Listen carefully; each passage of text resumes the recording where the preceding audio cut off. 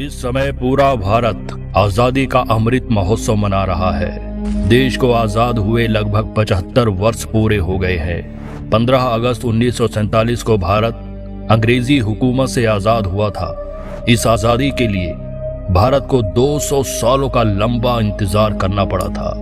भारत माता के न जाने कितने ही वीर सपूतों ने अपने देश को पराधीनता की बेड़ियों से स्वतंत्र कराने के लिए अपना सर्वस्व न्यौछावर कर दिया था।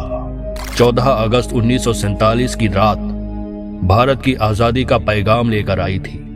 एक और जहां देश की आधी आबादी आजादी का जश्न मना रही थी, तो वहीं पंजाब और बंगाल जैसे राज्य दंगों की आग में झुलस रहे थे। 14 अगस्त की रात को भारत के इतिहास में काली रात का दर्जा भी प्राप्त है, क्योंकि यही वो दिन था जब अखंड भारत 2 हिस्सों में बट गया था। जहां हिंदू मुस्लिम भाई भाई के नारे लगाए जाते थे, वहीं देश हिंदू और मुसलमान के नाम पर बट गया।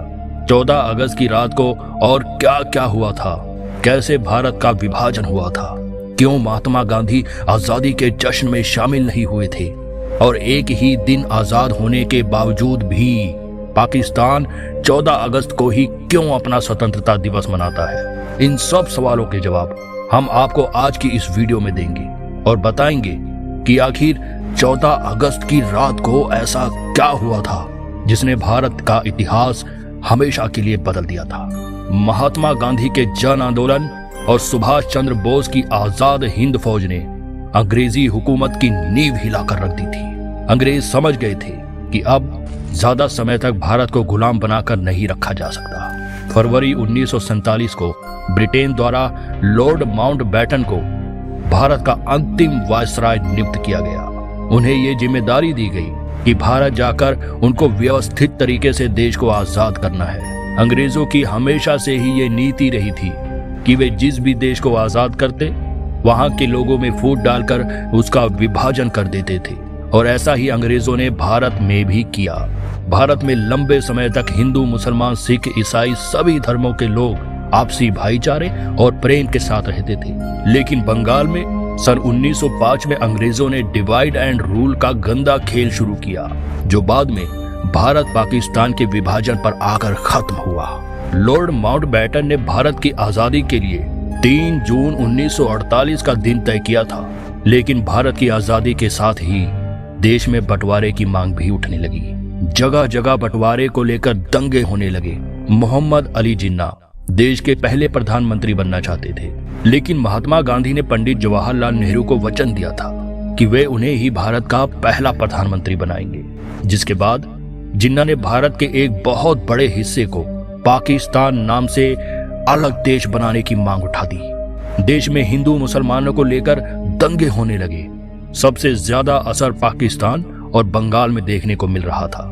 लगातार बढ़ती हिंसा और दंगों के बीच लॉर्ड माउंटबेटन ने आजादी की तारीख 3 जून 1948 की बजाय 15 अगस्त 1947 तय कर दी। 14 अगस्त की रात दिल्ली में तेज बारिश हो रही थी। लाखों की संख्या में लोग रायसीना हिल पर इकट्ठा हो रहे थे। रात के लगभग 10 बजे जवाहरलाल नेहरू, सरदार पटेल, डॉक्टर राजेंद्र प्रसाद और वायसराय माउंटबेटन सहित कई बड़े नेता वहां पहुंचे।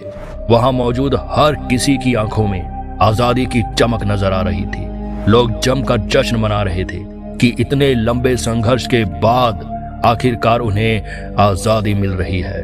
रात के 11:11 पर जवाहरलाल नेहरू ने अपना भाषण शुरू किया। उन्होंने कहा, at the stroke of the midnight hour, when the world sleeps, India will awake to life and freedom.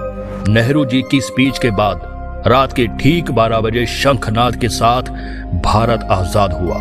साथ ही पहली बार भारत का तिरंगा शान के साथ लहराया गया। उसी रात भारत का विभाजन भी हुआ और पाकिस्तान नाम का नया मुल्क बना। अगली सुबह जवाहरलाल नेहरू ने प्रधानमंत्री की शपथ ली और उनके साथ 14 अन्य लोगों ने मंत्री पद और गोपनीयता की शपथ ली। लेकिन उस समय कोई भी राष्ट्रगान नहीं गाया गया था, क्योंकि जनगण मन भले ही 1911 में लिखा जा चुका था, लेकिन उसे राष्ट्रगान का दर्जा सन 1950 में मिला था। 16 अगस्त को लाल किले पर नेहरू और उनकी कैबिनेट ने तिरंगा फहराया था। 17 अगस्त को 1500 ब्रिटिशर्स के साथ पहली टीम अपने देश रवाना हुई। भले ही अंग्रेजों ने 200 सालों तक भारत को कितना ही लूटा हो और तरह तरह के जुल्म हम भारतीयों पर ढाए हो, लेकिन अतिथि देवो भवः की परंपरा हमेशा से हमारे खून में रही है। सभी ब्रिटिशियर्स को पूरे सम्मान के साथ बारातियों की तरह विदा किया गया। एक साल बाद 27 अगस्त को अंग्रेजों की अंतिम टीम रवाना हुई और उन्हें भी बैंड बाजे के साथ विदा किया गया। अब बात करते हैं कुछ तथ्यों की, जैसे क्यों 15 अगस्त का दिन ही आजादी के लिए चुना गया। यह दिन माउंटबेटन ने चुना था क्योंकि 1945 को इस दिन जापान ने अलाइड देशों के सामने आत्मसमर्पण कर दिया था और माउंटबेटन उस समय अलाइड देशों के कमांडर थे।